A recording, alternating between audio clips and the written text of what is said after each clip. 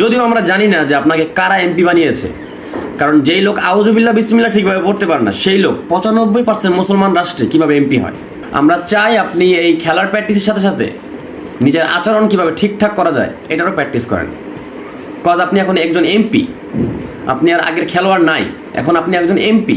বিশ্ব সেরা অলরাউন্ডার আমাদের সাকিব আল হাসান আমাদের জন্য একটা নক্ষত্র, কিন্তু সে খেলার মাঠে যে আমাদের পুরো বাংলাদেশকে পুরো বিশ্বের কাছে প্রেজেন্ট করে সবসময়। বাট তার আচরণে এত ময়লা, ছি ছি ছি, কি আর বলবো। প্রতিনিয়ত ফেসবুকে ঢুকলেই দেখি সে কোনো না কোনো ভক্তের সাথে খারাপ আচরণ করতেছে। এগুলা কি ভাই? আপনি যদিও 8-9 ঘন্টা খেলার মাঠের জন্য প্র্যাকটিস করেন, আমরা চাই আপনি এই খেলার প্র্যাকটিসের সাথে সাথে নিজের আচরণ কিভাবে ঠিকঠাক করা যায় এটারও প্র্যাকটিস করেন। কজ আপনি এখন একজন এমপি, আপনি আর আগের খেলোয়াড় নাই, এখন আপনি একজন এমপি।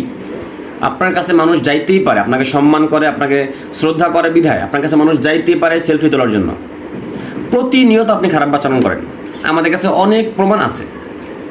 প্রতিনিয়ত মানুষ দেখে আর ধিক্কার জানায়, এগুলো কি ভাই? না, যাই হোক, আপনি এমপি হয়েছেন, আপনার আচরণ ঠিক করুন। মানুষ আপনাকে ভালোবাসে, আপনাকে সম্মান দেয়, এটা ধরে রাখার চেষ্টা করুন।